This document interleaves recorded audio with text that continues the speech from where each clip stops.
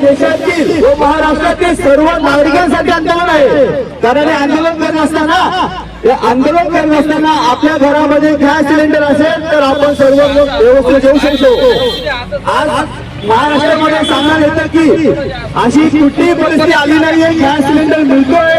पण मी त्यांना एक प्रश्न विचारू शकतो की जर गॅस सिलेंडर मिळतोय तर ही लाईन का 25 दिवस का लोकांनी इतक्या वेळ थांबावा? जो याआधी आम्हाला प्रत्येकाला गॅस सिलेंडर घरोघरी मिळत होता त्याचे आम्ही एक्स्ट्रा पैसे मोजून होतो, मग आज ती परिस्थिती काय आली आहे? आज आम्ही हा प्रश्न या माध्यमातून विचारत आहोत की वंचित बहुजन आघाडी हा प्रश्न विचारत आहे या सरकारला की आपण ही जी गॅस यंत्रणा जी आहे ही कधी पुन्हा पूर्व यंत्रणा येणार आहे? कारण की भारत जनतेमध्ये जे काय आपले लोक आहे त्यांना खूप अडचण येत आहे।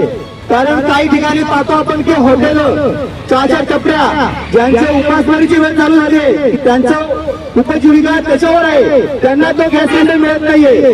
जर तो सिलेंडर त्याला हवा असेल तर त्याला 5 ते 7 हजार रुपये मोजावे लागतात आणि तसंच आपला घरगुती सिलेंडर मागायचा असेल तर आपल्याला 25 दिवस थांबावं लागून 4 ते 5 हजार त्यांनाही द्यावे लागतात।